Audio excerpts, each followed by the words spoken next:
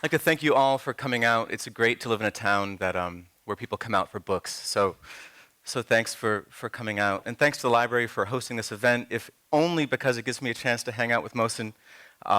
We've known each other for 25 years, which is a long time, considering that neither one of us is a day over 30. I find that shocking. So anyway, thanks so much.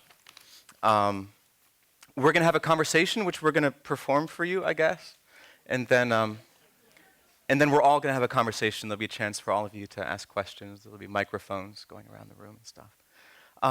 Mohsin, great book. You don't write at a fast clip.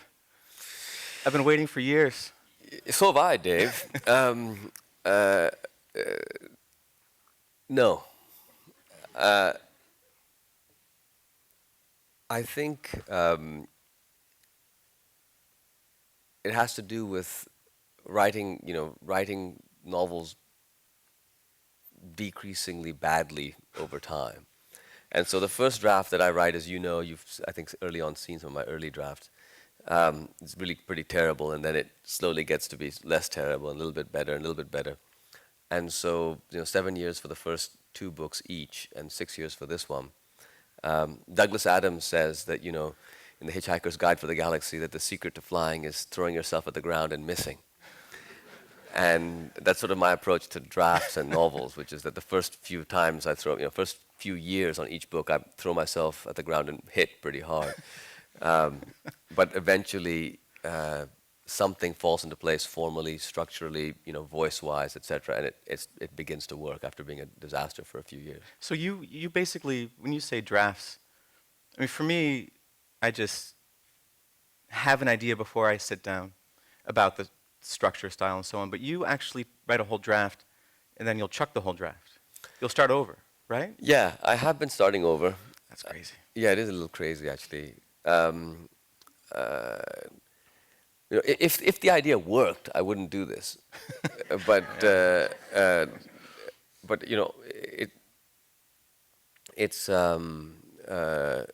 sort of like there's an idea you want to get married, and so you meet somebody, you think, okay, well, the idea is going to work here, and it doesn't work at all, and then you meet somebody else, and for me, it's a bit like that. That the first draft of this book, I thought I want to write a big novel that looks at different aspects of society in Pakistan: young, old, rich, poor, village, city, slum, villa.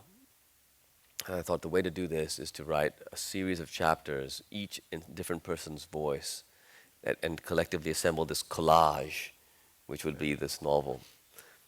And and I loved that idea, and I worked at it until I realized it was just not working at all. And I think I salvaged 2 short stories out of it that I was able to get published, but basically it was a year or 2 down the tubes. And so it's I think we work the same way. The difference is that your idea often works and mine Well, and mine doesn't. Yeah. Yeah. Yeah, that's debatable. But so James Wood says the house of fiction has many windows, but it only has 3 doors: first person, second person, and third person. Why did you pick the smallest door? Second person is arguably a boutique door. Right. I mean, the third person door is ample. Yeah. The first person door is solid.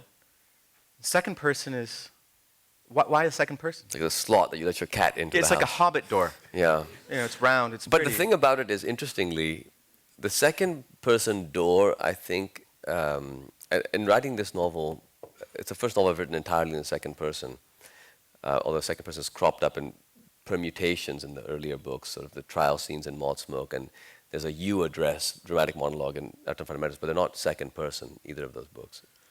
This one is. Partly it had to do with once I figured out that I wanted it to be in a self-help structure, it felt that you was a natural form of address for a self-help book. Partly it was because, I in all of my novels, I want to make the relationship between the reader and writer explicit. And having a you that invites the reader to be a character or to play a role overtly and to be aware of the fact that we're doing this. They do that in every novel, but to be aware of this dance, the U was tempting for that reason. And partly because once I started writing, I realized that what looks like a small door actually is a fantastic machine. You know, the second person, it only, it seems constraining. It seemed constraining to me until I started writing a novel in it.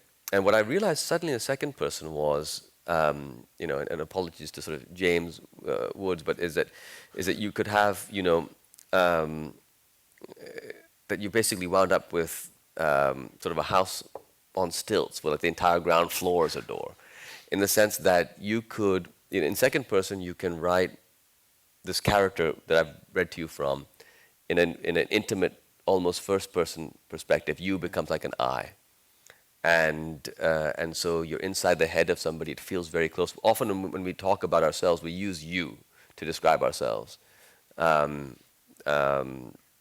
And so you is almost a verbal crutch for I in casual conversation.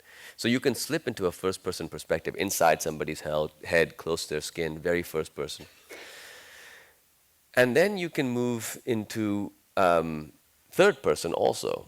So you is this character, but sitting next to him is his friend, the Ojibwe novelist David Treuer. And David Treuer right now is thinking, you know, when is my friend going to shut up? And let me answer the next question. And so you slip into like a third person point of view, where you're actually, you know, associating, you're beyond, you're into this third-person perspective. And in terms of you can also zip back because the you has a natural symmetry or you know, evocation of the sort of cosmic thou that like so much of monotheistic and theistic writing takes place in, as though there is this, you know, this thou form, thou shalt not, you know, eat pig or whatever. And so, you know, it becomes, so in a way you can zoom into this kind of cosmic perspective. So what I liked about it was really freeing. I've never done a proper third-person novel, and you can make a lot of these moves in third person, obviously. Yeah. But in addition to the third-person moves, you have the direct address to the reader, which is made possible by second person. So in some senses, I feel that second person allows you to do first, allows you to do third, and it allows you to do some other stuff on top. So it's like the, you know, like the value meal. But it's not a value meal you can eat all the time. No, You can't. no. You can't. No. And you know, so now I can't. Yes. Because you did. It's really frustrating. You have to wait at least one novel, and then yeah. Yeah. Well, I can tell you what I like about it, and I can tell you all, for those of you who haven't read it yet, what I like about it. This is also something I like about the Reluctant Fundamentalist a lot. Each in their own way, in different ways, force readers to assume a perspective that they might not otherwise assume. So in the Reluctant Fundamentalist, especially for you know, Western readers, but that's a large category, but especially for Western readers, it's a conversation where you only hear one, it's two people conversing, but you only hear one half of it from the point of view of a Pakistani man.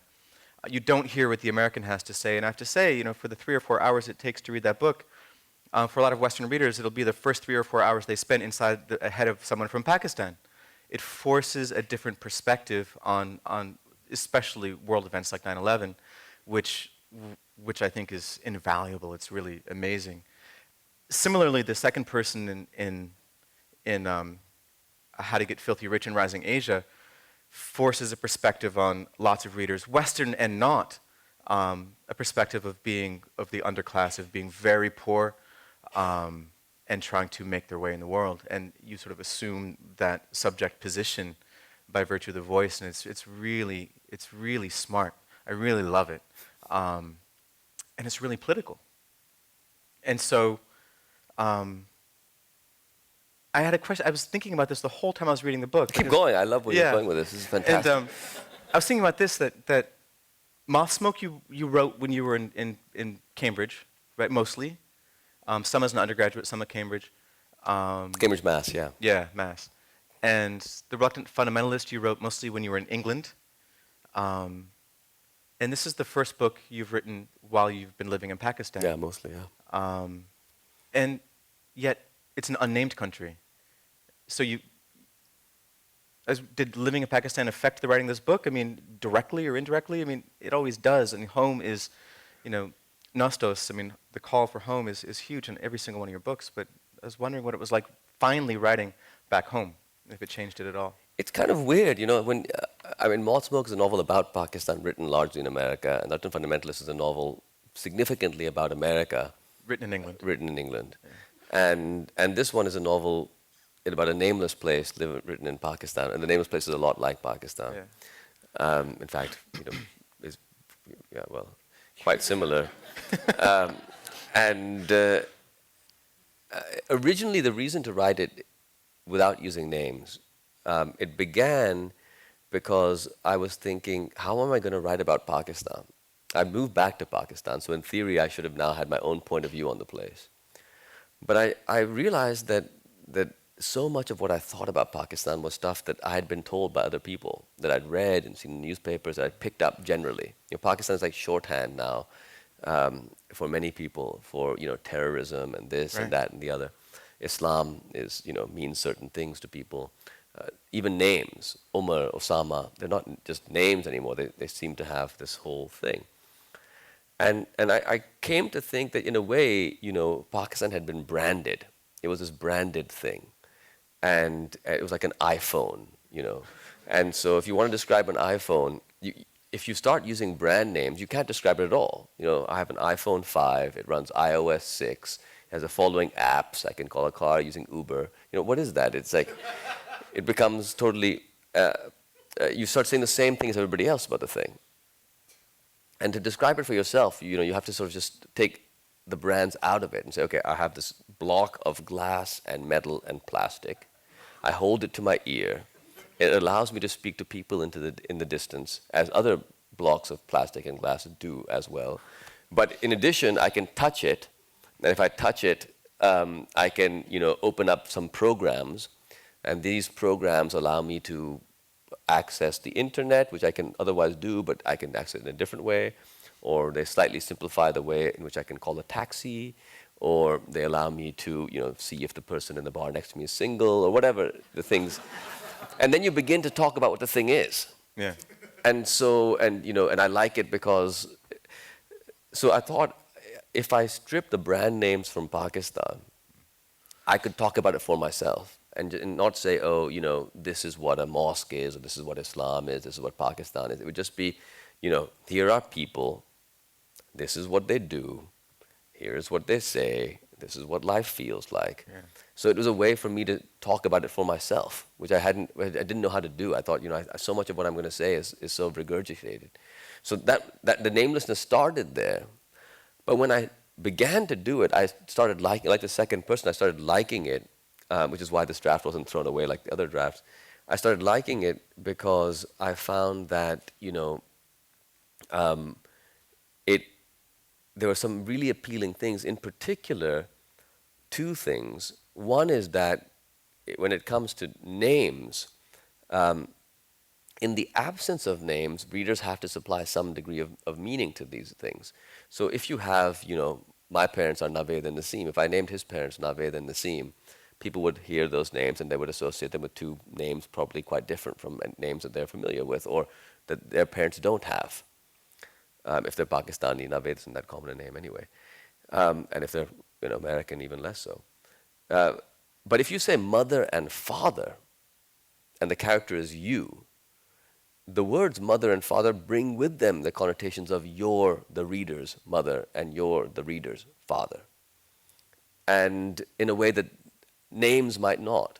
So the namelessness was a way for readers to begin to insert their own relationships into the book. And the other thing, the second thing that I liked once I began to do it was I started to feel that maybe there was a kind of, you know, instead of looking at the peculiarities of Pakistan, here's what makes Pakistan this freakishly weird place, it was, here's some of the universalities of the place. That this could be Caracas or Mexico City or Sao Paulo or Lagos or Johannesburg or, you know, Bangkok. And I started to think, well, why can't Lahore, the city where I live, equally be a template for the world city as New York or other cities that are normally used as like the template for the global megacity? And I really like that possibility. Huh. it's funny. I was talking about, I think I was talking about the Reluctant Fundamentalist recently with somebody, and I said, "Have you been to Pakistan?" And I don't remember who I was talking to, and they said, "No, I've never been to the Middle East." And I said, "Well, it's it's pretty far from the Middle East. It's east. It's Yeah. it's east." And so Rising Asia is really interesting.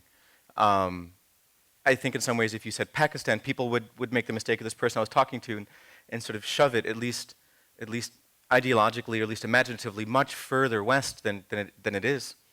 So I thought that was really a cool move. When Mohsin and I were in college, we would spend many hours. It was kind of a contest, like who could be more nostalgic than the other. We'd be laying around, and I'd say, well, if I were home right now, and I'd say, I'd be doing this, and I'd go on a long story about what we would be doing back home, my cousins, and my brothers, and my sister, and parents, and whatnot. And then Mohsin, well, if I was in Lahore, this is what we would be doing. And so we spent so many hours indulging in nostalgia, and it made the pain of being away from home a lot. It lessened that pain. Our friendship and sort of this nostalgia contest. I think, for the record, I won. But Well, it's pretty hard to compete with a Native American on the subject of nostalgia. nostalgia. No, we kind of own it in a way. Nostalgic for a past that never was. But in here we're going to veer out of the writing a little bit. But I'm wondering, all this nostalgia which I experienced secondhand, or firsthand, secondhand. And now you're back in Pakistan. How has it changed since you were a kid? You're finally back in the cradle. Yeah, it's strange. I've changed, obviously, and so it's a little difficult to separate out how much the place has changed and how much I've changed.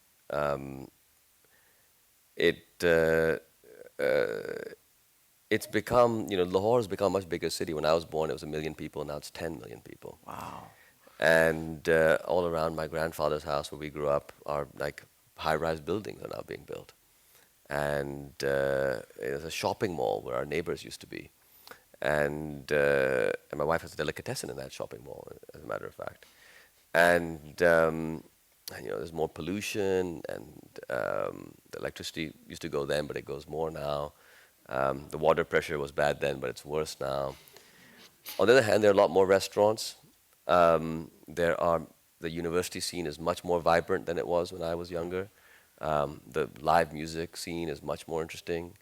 There are many more young writers, and there's a literature festival which had 25,000 people. We never had that when I was growing up, 3 weekends ago. So it's different. It is, and again, as you say, the past that we think that we had probably never existed. Yeah. But even that said, Lahore does feel different. It has become a mega city, and it's like for me, it's still partly just an old town, and it is an old town, but it's an old town of 10 million people, and it's intensified on so many levels. The pace has gone up, violence has gone up, pollution has gone up, wealth has gone up. And I guess the biggest thing is that it's changing so fast. Los Angeles is changing, but it isn't changing at that rate. And I think people get anxious when change happens too quickly. And Lahore didn't feel like an anxious city to me growing up, but it feels anxious to me as a 40-something now. It feels like there's a lot of anxiety, and maybe even a certain amount of depression. I think there is a degree of sort of profound depression. Pakistan has been through tough times, and so there's a degree of just mental health issues and depression that is much more than when I was younger. It seems like a lot of that found its way into the book. In that, the way to get filthy rich in Rising Asia, according to the narrator of this book, is to go into the water business. and you commented on I think on NPR recently about how what we used to take for granted as being free and readily available, things like water or air, are becoming commodified, and the resources which are increasingly scarce, especially in places like Pakistan. But in the United States, this is hitting the Midwest too, with the massive droughts that they've experienced. Water is becoming really, really precious. Not the case in Minnesota yet. It's still the land of 10,000 lakes. So at least we have that going for us, at least in my homeland. But you described this process of de-ruralization and rapid urbanization, and your narrator hits on, or the protagonist hits on water as a way to get rich. Does that seem like a real? Is that drawn from life? I think water to me is I really feel that it's going to go. Things are going to go pretty crazy with water in the coming generation. So in Karachi for quite some time now, people who are well off, upper middle class families, have been buying water that comes in tankers and refills their house water tanks because the municipal supply is basically completely gone. And Lahore, I don't know people who buy tanker water yet, but the water supply in the mains has gotten very, very weak. So you have these illegal donkey pumps that suck the water out of the mains, and then people further down don't get water. And then you pump the water up to your rooftop, it comes down. But that water also is completely contaminated. It's full of feces and heavy metals and cadmium, runoff from pesticides and industrial processes, and it's bad. Anecdotally, there's like a cancer epidemic in Pakistan. Every family I know, people have cancer. Yeah, we're in the same boat. Yeah, and I think that it's got to be this huge environmental degradation, and everything we're eating and drinking, every fruit that you have, every tomato that you eat, every piece of vegetable, it's watered with this sludge that we call water. So that's all happening. And then separately, people are trying to get drinking water. So a lot of people buy these big water multi-gallon bottles that they put in their kitchens, and they pour that water. Other people boil water. Some people filter it. But increasingly, water is getting expensive, and it's getting in short supply. And a lot of the water is coming by sticking tube wells into the ground, into the aquifer. They're pumping it out of the ground. Well, the aquifer doesn't replenish very much. So it was maybe 20 years ago, you could go 30 feet into the ground and you got water. Now you go 300 feet into the ground, you get water.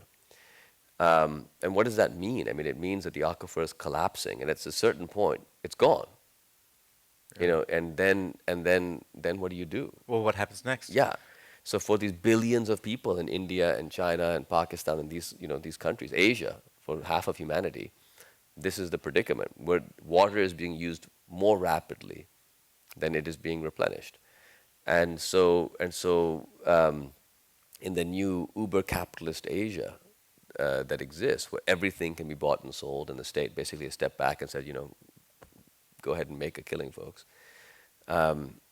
Water is a real business opportunity, and as is the case anywhere. Like if you look in the United States, the biggest profits are always made from bending the law. So you have sort of the financial crisis in America, where who knows what the hell happened, but effectively a bunch of state underwritten institutions called banks or financial institutions made massive bets with public money or public guarantee, took all the profits, and then when the bets went bad, didn't have to pay any of the losses. They scammed the system. And in the same way, in Pakistan, that's going on from the level of the very, very small entrepreneur all the way to the top. So our hero in this book, figures out that, well, there's a market for mineral water, and there's also tap water. If you boil some tap water and put it into a mineral water bottle and buy a machine that caps the mineral water bottles, you can make a tidy profit.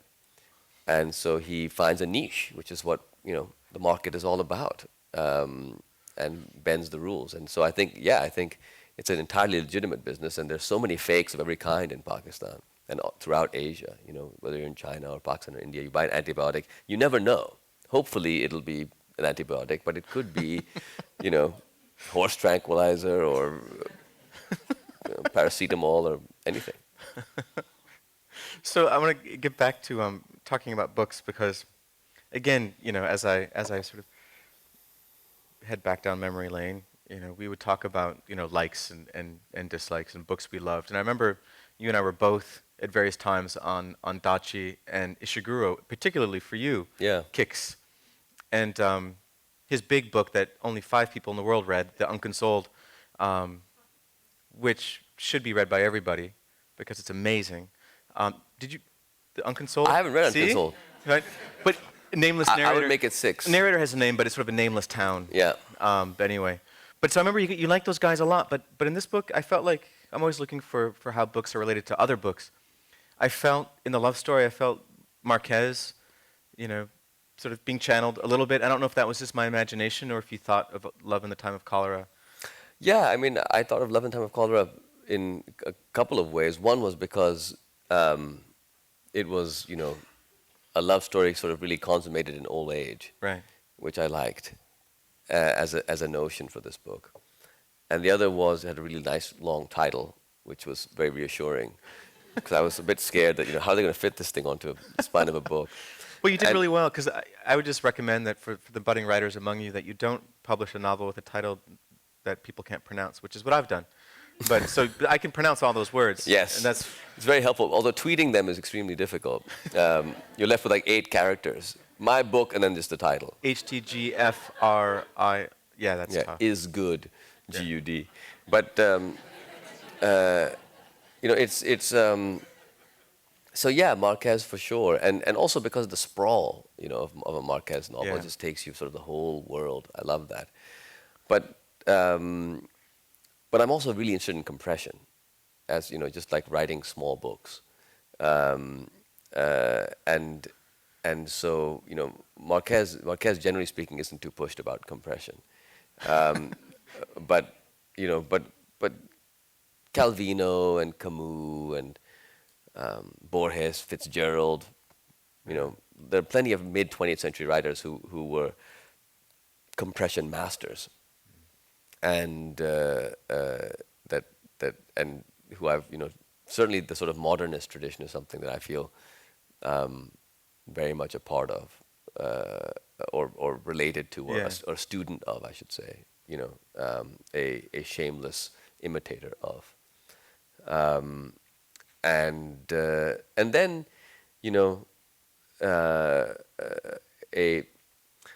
I guess you could say there's a tradition of novels that refuse to believe that social realism and unreal experimentalism are 2 separate camps. Like Yeah. I like to believe that those 2 things can be in one book. In fact, in all of my books, there is a little bit of that. Yeah, that's one thing. Again, if I may directly address all of you, that on one hand, writing from the subcontinent was for many years defined by Salman Rushdie. So and a tradition that devolved from that he existed in of magical realism on one hand. Fatidic dates and coincidences and sort of magic and so on and so forth. And you're shaking your head because that was like something that you didn't want to do. Yeah. And on the other hand, there's a tradition of writing from the subcontinent which is almost obscenely lyrical. It's just damn pretty. There's a certain kind of American Indian writing which is in the same vein, and yours kind of slides right in between the two.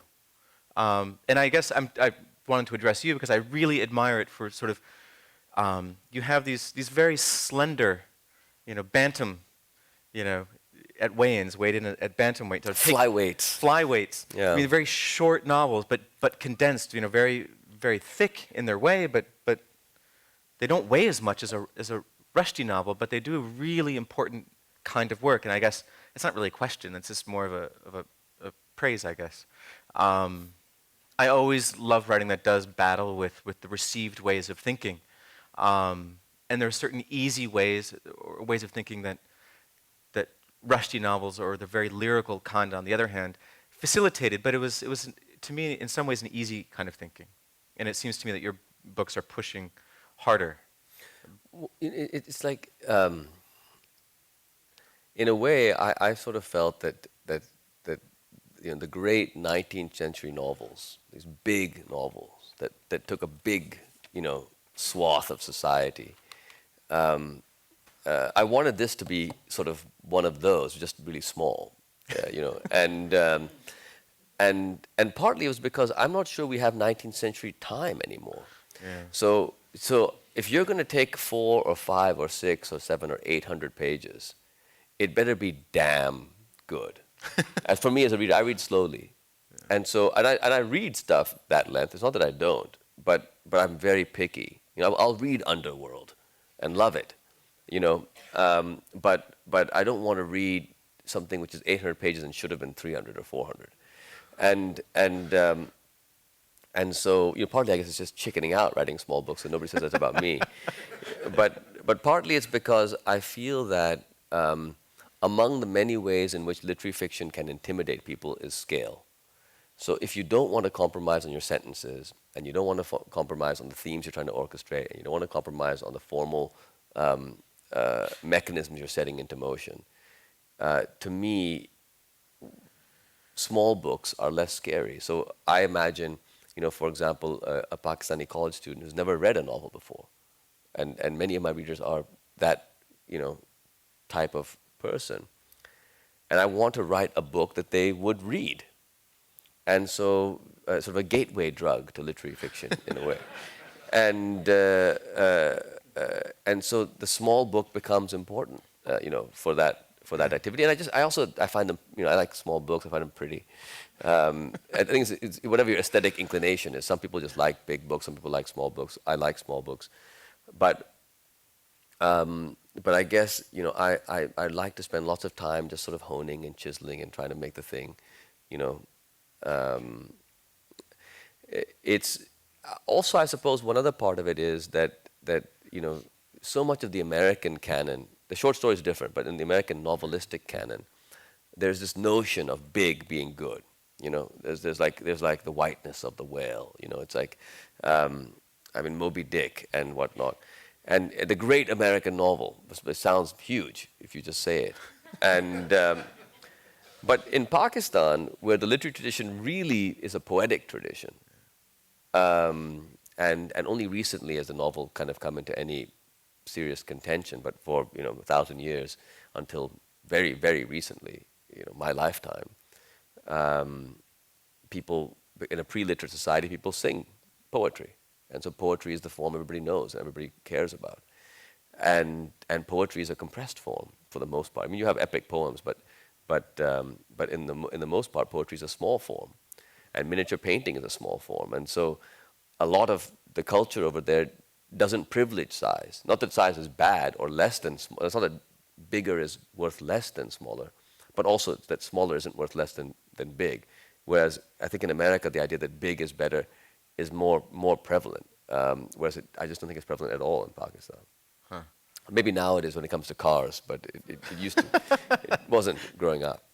Yeah, you're making me rethink, the finishing touches I'm putting on my 500-page masterpiece. What's the thing? Is it so I can make it. I can do it in 50. Yes, you go. I'm sure. That's right.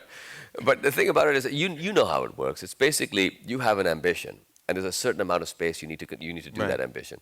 And if that space is 500 pages or 1,000 pages, that's what it is. But then you have to have 500 pages of ambition for that, And I sort of feel like I've got maybe 220 on the outside. It's like max ambition. I keep hoping you'll do it. Like when you said I'm going to combine all 3 books into like this one book. Oh, you should. You should.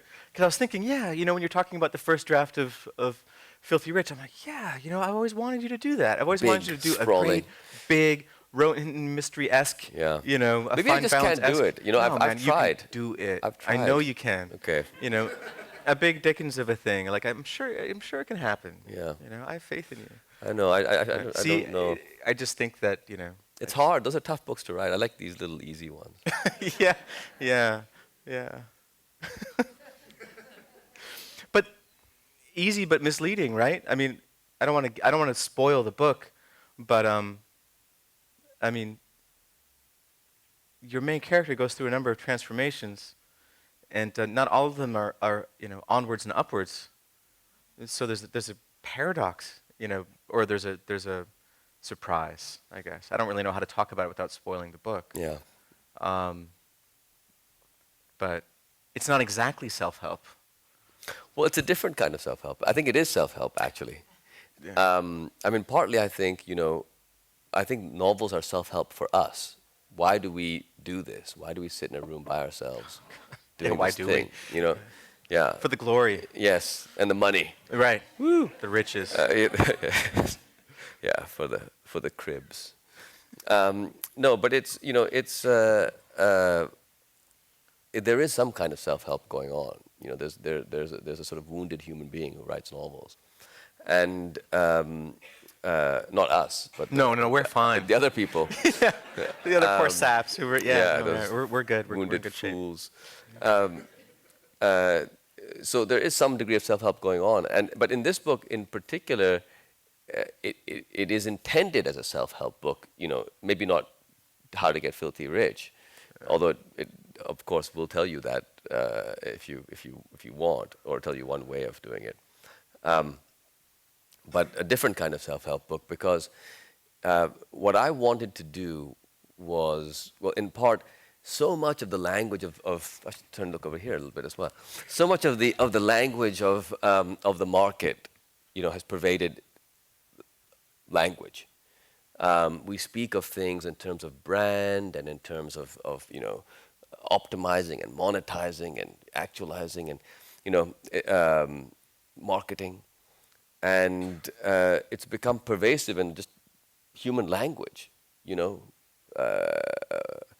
What's your intended audience, and how are you going to promote this? And I mean, I can't imagine anybody talked to literary novelists about this stuff 100 years ago. Maybe they did, but anyway, so we're in this completely marketized world, and our language is marketized. And so I wanted to use that marketized language of specifically how to get rich, the different things, how you make a living, how you brand yourself, how you train yourself, how you recruit people, how you deploy people, how you use your assets, how you finance, how you leverage, all that stuff. Use that vocabulary, that language, but sort of subvert it, because I think that the market narrative is an incomplete narrative, because the market narrative is only a growth narrative. It's just a story of how you get more money, how you get more cars, bigger house, bigger pension fund, etc., bigger book advance. It's all about growth, and but human existence and life is equally about loss. It's about getting older, losing your strength, losing your loved ones, and losing your life. And those two stories are both part of the growth and loss are both part of the human, story, and they precisely cancel out by the end. But I don't think that the language of the market gives us anything to dealing with loss. Anxiety about loss is a market need to be monetized, as far as the market is concerned. Mm-hmm. It's not how do you make somebody less anxious. It's getting old. Here's some Botox, hair transplant, boob job, you'll be sorted. Here's some medication. But that language of loss has been something that has been expressed through, folk culture, religion, family. Those are the things that give us a vocabulary for addressing that stuff. But in this great urbanization which is going on, and this great change, that stuff is being undermined. So families are being disconnected by the move to the city. Folk culture is being forgotten as new stuff comes in, and the new marketing vocabulary replaces all the old stories we used to tell each other. And religion, I see it in Pakistan, but I think it's happening all over the world, is in danger of becoming so politicized that it focuses only on who's in and who's outside of our religious group as a sort of ethnic or almost racial category, Islam, Christianity, Protestant, Catholic, Hindu, Buddhist, that it isn't talking as much or effectively about mortality and loss and equipping us for that kind of stuff. And so we don't have the loss narrative anymore. And because we don't have the lost narrative anymore, what results is anxiety, because we are going to lose. We don't have words for it. We've lost our equipment for dealing with it. And so in a place like Pakistan, I think what I see, and I think I see it in America and many other places too, is mass anxiety, mass mental illness, and mass depression. When the American teenager goes into his high school and shoots dead 20 of his fellow students, and when a Pakistani teenager puts on a vest and detonates and kills 20 people in a bazaar, to me those two things are very similar. It's a suicidal impulse, married to a desire for a grand narrative, something that you did that was great, that would make you, immortal, huge. But they're both born out of, a huge unaddressed state of depression and mental illness. Yeah. So in that sense, I guess, what it comes back to is the starting point, which is that designing a self-help book that aims to do one thing creates a shadow, which is the need to maybe have some self-help on the other side. And I think the more earnest engagement in this novel is with that shadow self-help story as opposed to the ostensible self-help story. Yeah, and that's one of the things I liked about. And again, I don't want to give away the end, but I read the protagonist as getting rich, just not in the ways that we usually think of as wealthy. He ends up wealthy in something else. Yeah. Perhaps. By the end, yeah. By the end. So that's encouraging. Yes. I wanted there to be some hope, by the way. There is. I mean, Yeah. there is. There Yeah. really is. I'm not just saying. I'm not just saying that so you buy the book, but you have to buy the book to find out exactly Like, how that hope It is so is worth inflected. buying this book for the hope at the end. I just put that out there. Yeah. Yeah. I don't want to be overly market-oriented on this, but you must buy at least 2 copies. 2 copies. 2 copies, you get double the hope. Yes. It's true. Lots of hope on sale here. We're gonna open it up. We're gonna open it up to and if anyone can market hope, it's Mohsin. That's right. I sell hope like water. So with that said, we're gonna open it up to the audience for questions, and then the microphones will go around, and I can't see who's got their hand up. So whoever has the microphones, could you find who's? Hi. Thank you for a great conversation. Now, I've read the first 2 books that you've written. To an extent, it feels as if that you're trying to give a view of Pakistan to the Western world, although I'm not sure if that was the intended audience or not. Now, there are 2 parts of the question. First is that, how were the books received in Pakistan? What were the reaction of the people?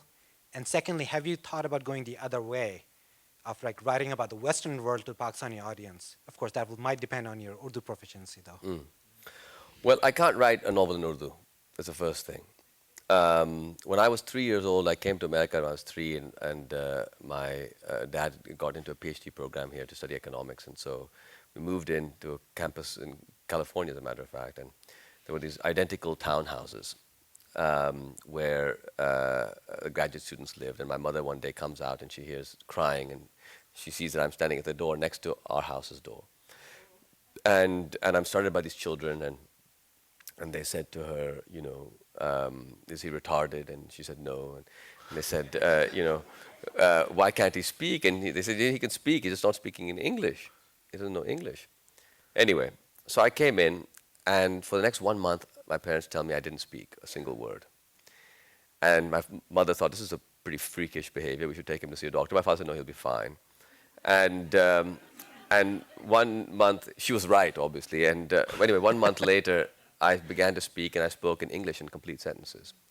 And we went back to Pakistan a few years later, and when I went back to Pakistan, my parents never considered this because I had been completely fluent in Urdu since birth till I was 3 years old. I had completely forgotten my Urdu. Then I relearned Urdu in the 4th grade and continued to study it throughout high school. But now my first language is Urdu has actually become my 3rd language, and English, which is my 2nd language, is my best language, and I've lost my 1st language. The only language in which I can adequately write a novel is English. So that's what I write in.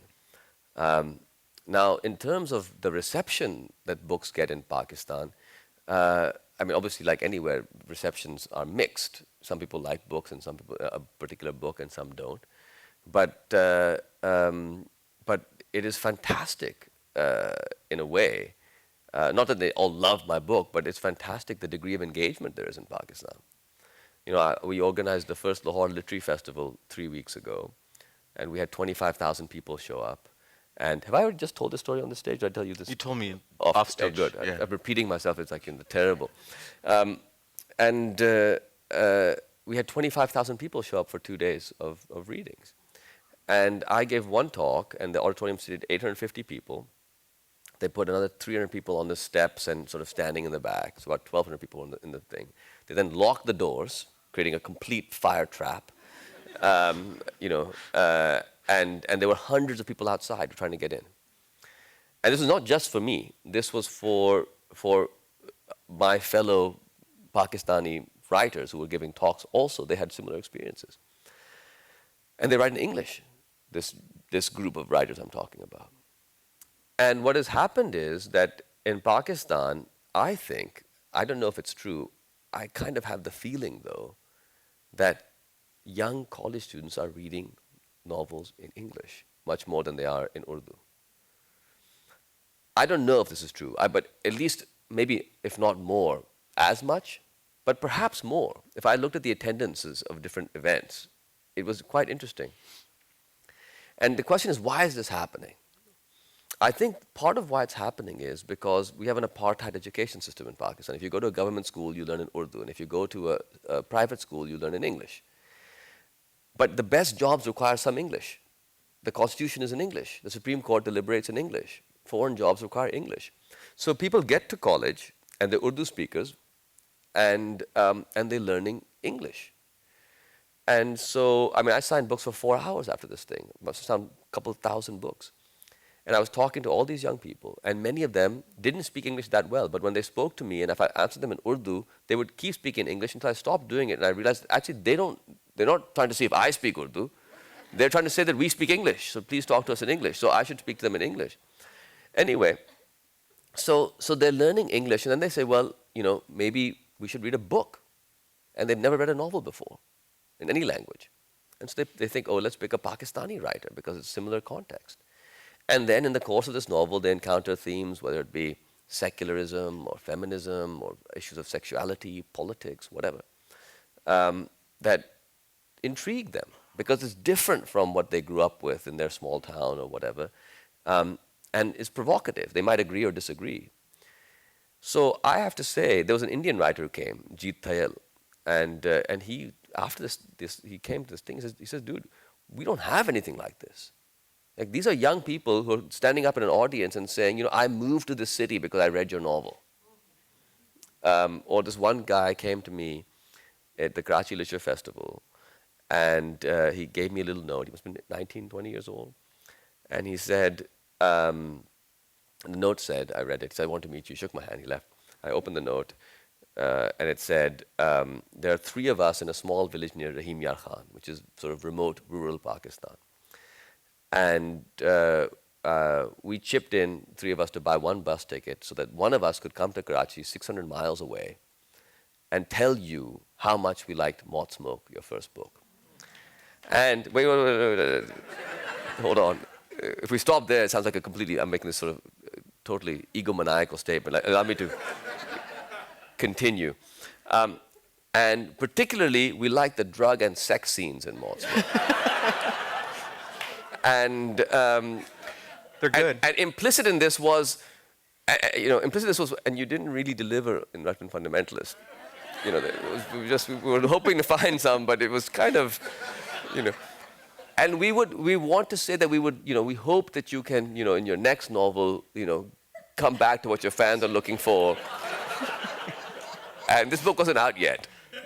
And so the point I'm making is that this Pakistani reader is a human being just like everybody else. And there's 180 million people in Pakistan. They read for different reasons, and all stuff is going on. But I have to say that I feel incredibly connected to young Pakistani readers. This notion that you write in English, you write for some Western audience, for me is completely bogus.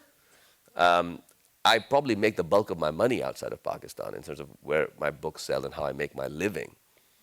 But in terms of walking into a college campus and talking to 500 or 800 kids and having them read my stuff and interacting with them, it's there. And it's not some elite kids who are all like from rich backgrounds. That's the point I'm trying to make. So this distinction of writing in English as writing for the West, that's over.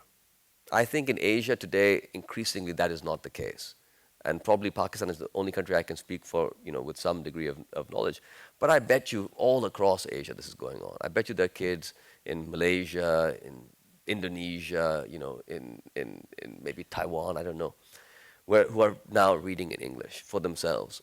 And Pakistan is peculiar because Urdu is not the language of most Pakistanis, even though it's a national language. But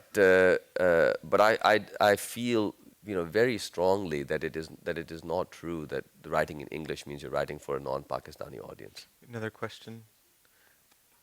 I was one of the 25,000 people who heard you in Lahore. Oh, right. No, I didn't hear me. They came to the festival, 25,000 Yes. No, I heard you also. Oh, you heard Yes. me. Okay. My question is about the publication of books in Pakistan. When I was in Islamabad, I arranged a meeting with Jamil Ahmed, and I thought I should buy his books. And I went to all the bookstores in Islamabad, and his book was not available. And he was, only last year his book came out to great acclaim. And it was very sad. Islamabad is the capital, and they said the book is published in India, and it just wasn't there. Same thing with Basti, Intezar Hussein's book in English was not available. The book in Urdu was also not available. I looked around. And your book was also not available at the literary festival. So My book wasn't published yet at that time. But in any case, there are no, would you comment on the state of publishing houses in Pakistan? Because I thought that is one area that things can be done more, because there are lots of writers now, and the books, because I've lived here for 25 years and keep going back and forth, so I see that the books are being sold more here and being published and publicized here more than in Pakistan. Yeah. Well, the thing about it is that you're absolutely right. There's a problem in Pakistan. And, on the one hand, we have this sort of love-hate, but mostly hate relationship with India. And a lot of books published in our region are published in India, and the whim of any particular moment, either the import is allowed or not allowed, and so sometimes book gets stuck and they don't come in. Sometimes they do come in. So for my second novel, I published with Oxford University Press in Pakistan, which published a very, very cheap 200 rupee edition of Reluctant Fundamentalist, which became widely available. But Mott Smoke was published by a UK publisher and then pirated in Pakistan. The pirates made it widely. I saw it when I was in Pakistan. There were entrepreneurs like the hero of How to Get Filthy Rich in Rising Asia. I was with one of Mohsin's cousins. He's like, check this out, man. We're at a market, and there's a big bin of photocopied versions of his first novel. I was like, no, that's ingenuity, right? Yeah. It's great. That's an unmet market niche, But then the new novel is out with Penguin India, who are going to distribute in Pakistan. So I'm going to see how this works. But my understanding is it's actually working very well. They've got a whole bunch of copies. They've just arrived 2 or 3 days ago in Pakistan, and now they're for sale. But your point is there is a huge gap in the publishing industry in Pakistan. We need more publishers. We need more agents. We need more editors. We need more literary magazines. We need all of that stuff. It'll come. I was in talks to bring a big international publisher over to Pakistan. I had the CEO of this company. He was visiting, came to Lahore. We took him around for a couple of days and introduced him to the governor at the time, who was a fan of the arts and who said, don't worry about security, we'll take care of you. And then he left, and 2 months later the governor was assassinated. And he said, that, look, I don't think this is safe. And I said, I can't blame you. But so I think the international willingness to open a publishing house in Pakistan was being explored, but I think that's gone. And we'll have to do it locally. But it will happen. I think it's bound to happen. It's going to happen soon. And I'm trying to get involved in doing that kind of stuff, or catalyze people to do that kind of stuff. The Lahore Literary Festival is like a step in that direction too. But you're right; it's a big problem, but it organically will, I think, now soon be addressed. Another question over here. Mohsin, you're so engaging on the page, but you're even more charming in person. Oh, You're so thank you. engaging. The Two-part Pakistani question. James Bond. Dave makes me look good. He's been doing it for First- 25 I years. have that effect on people sitting next to me. Yes, he sends that Dave aura, and we all look smart. And First question, you said that, obviously, as an artist, you're writing it for your own self-help. So what was the self-help you got out of this? And the second part of the question is, being a writer-director myself, I find that sometimes having space from Pakistan, it's easier to sort of distance yourself and have a bird's eye view. Now that you've moved in Pakistan, how is the cynicism and the apathy of a lot of people around there sort of affecting you? Because I find that a lot. Yeah. And is it that things are blurred around you? I mean, are you being able to, when you're living abroad, you're like, oh, wow, this is something very interesting to people, internationally, and when I'm at home, I take it for granted. Are you losing that viewpoint? Well, to take the second question first, as you know, there's a lot of negativity in Pakistan. If you do anything publicly, you will get a lot of crap, for it, whatever you do. People are very opinionated, and they are very, ready to present you with their opinion. There's a lot of support also. I mean, just wonderful affection, and it's extreme on both ends. And the environment is, somewhat depressing. It is possible to feel, quite negative, and I often do, feel quite negative. But I tend to think that it takes an enormous amount of effort to keep Pakistan as screwed up as it is. The natural state of Pakistan is not to be this screwed up. That actually, that's what gives me hope, is I don't think Pakistan is trending towards, disaster. I think Pakistan actually is trending towards being a pretty decent place. But so many different forces, most of them internally generated in Pakistan, but also from outside, but mostly from inside. For me, Pakistan is like a balloon in a swimming pool, weighted down at the bottom of the pool, sort of bobbing 5 feet below the surface. And you look at that balloon and you think, this balloon is underwater, this sort of really sucks. But what is the natural state of that balloon? Is its natural state that it's just going to sit like that for the next 2 or 3 hours, 2 or 3 days, lose its air, and eventually just deflate and lie at the bottom of the pool? Or at some point, is that thread going to break, the thing's going to pop to the surface? It clearly is trending towards, it needs to, it wants to be there. And I keep seeing it that way, that it takes enormous political mismanagement and geostrategic idiocy, to keep Pakistan where it is. At some point, somebody's going to stop screwing up so badly, and it's going to improve, I feel. I try to think that way about it, and because there's just so much talent in Pakistan, ridiculous potential. You walk into a studio, you listen to the young kids playing music, and you will be blown away.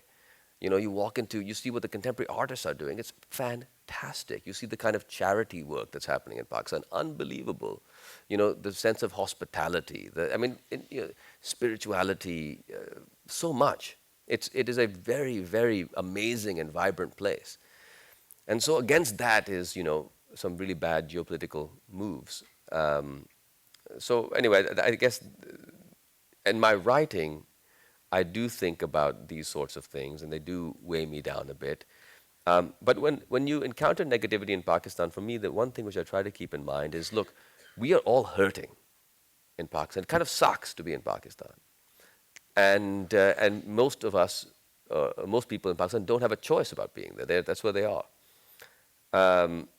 And so it's natural in a way, in a place where there's that much anguish, that there's going to be some lashing out and some negativity. That's bound to happen. So I try not to take it personally when it comes my way. The other part of it, of course, is that, there's concerns about what can be expressed. How much are you free to say? Where does a boundary lie? What will get you into trouble? What will get you into serious trouble? What will get you dead? These questions nobody really knows, is the short answer to these questions. But what it does mean, if there is such sensitivity, it means that words have power. For people to not want things to be said so badly, it must mean that saying them is doing something. And in that sense, perversely, it's kind of encouraging as a writer to be operating in that environment where you're thinking it's not, at least it's not, nobody gives a damn.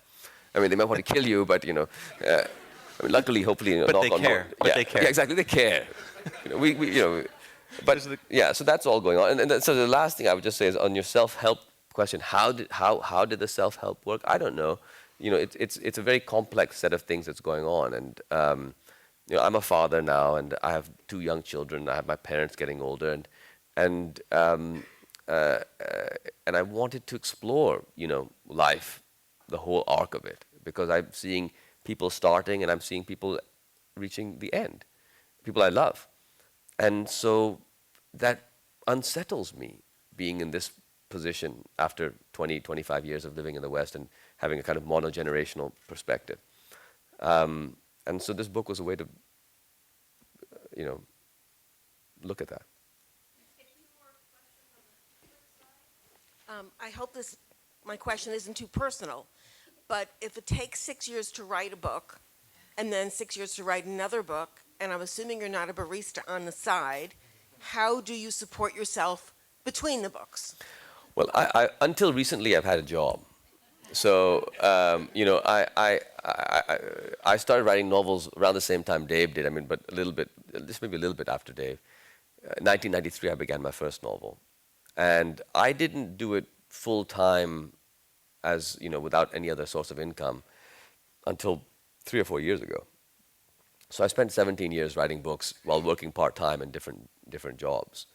So that's how I supported myself. Now I support myself on the income from my books and living in a relatively inexpensive place, which is Pakistan. To answer the question of not writing in Urdu, I think hopefully somebody's going to pick it up and translate your book into Urdu and Pashto and Baluchi and whatever, Punjabi. It's a very well-written book. But my question is, I'm from Bangladesh, and recently I met this artist from Karachi, a young man, who's doing miniature painting in the Mughal style, but with the modern today's Pakistan, and he's doing that painting. And you kind of remind me of him. But my question is, you're touching on themes that are much bigger than like your personal situation. You're looking at the world through the uber capitalism that your book alludes to. Now, my question is, in some ways, the Taliban is also reacting against the modern world and the misery that the people of Pakistan and the rest of the Muslim world and the third world is in. So, but they're taking a violent approach, where your approach is much more benign and literary. So how do you see the two opposites reconciling? Well, I think, you know, I would agree that I think the Taliban are a kind of reaction against this sort of uber market force. Although, you know, at least in some sense, although we know that, you know, many Taliban groups are basically, you know, market operators that run protection rackets, kidnapping rackets, and other sorts of rackets. It's not that they're, you know, some post-money thing. Like any you know, any group of this type, you start off with a mission, right? And they start off, as you say, as a resistance force. But after a decade or 2 or 3, you just become a bunch of guys with guns, and then you become the mafia, or a mafia. And we've seen it happen in the, you know, the narco jungles of Latin America. We've seen it happen all over the world. You start off as a revolutionary, and soon you're kidnapping people and selling cocaine. And so, you know, so that has happened. In terms of this book in particular, my idea was to try to look at sort of a Sufi form and reappropriate that in a secular vocabulary. So you know, Sufi poetry, like mysticism from, you know, and Dave and I have had many conversations. I mean, in fact, when Dave and I were getting to know each other, part of the context was we were in a group of friends who were very interested in different religious traditions. And we used to have all these conversations about, you know, whether it's sort of, you know, Jewish mysticism or Christian mysticism or Zen Buddhism or Hinduism or Sufism or whatever. And the Sufi form, which of course is the most persuasive form which captivated the imagination of hundreds of millions of people in South Asia, is a worldview that suggests that through love, you can, through a love of the universe, at the universe, you can appreciate that the universe contains yourself, that you contain the universe, and you can decenter the self. Your self becomes less central. And so therefore, mortality and the eventual extinguishing of yourself is less traumatic. This is something which, of course, is common across many traditions. There are different ways of expressing it, but it's not a purely Sufi or Muslim thing. But I was interested in the Sufi form of it because it took the form of these epic love poems. That's the art form. And so I thought, how do you, and I think it's a powerful concept. I've seen it in practice. Since I moved back home with my parents, and my wife and I live upstairs, my parents live downstairs. My two children, a 3-year-old daughter and 10-month-old son, live with us. And I look at my parents, and my parents, for example, have become so excited about the future. The question is why? My mother's one of 9, my father's one of 4. They're getting older. Their friends are getting sick. People are entering a phase in life where the future should be frightening. Why are they excited about the future? Because somehow their love for these grandchildren has made the grandchildren's future exciting to them. They're going to learn to walk, talk, go to school, grow up, do all this fun stuff. And my parents have become more decentered from their own selves. And that is the phenomenon, I think, which is being talked about in the Sufi vocabulary and other such vocabularies. And there are many different ways. It doesn't have to be grandchildren. There's many other forms of love and empathy which enable this. So that was, in a way, what I wanted to explore in this. And because you figure that if it worked for 1,000 years to a certain extent to ward off this sense of anxiety and this pervasive mental illness that we find in our countries now, there must be something there. And it's something that one can explore even in a non-religious vocabulary. And so for me, that was, in a sense, what I was looking at. And that is something that I would say is maybe an indigenous cultural response to the Taliban, which is also an indigenous cultural response to this problem, but a response which I think is a dead end. I think that's it for now. Thank you all for coming. Thanks, Mohsin. Cheers. Thank you, Dave. And there's books out there. So.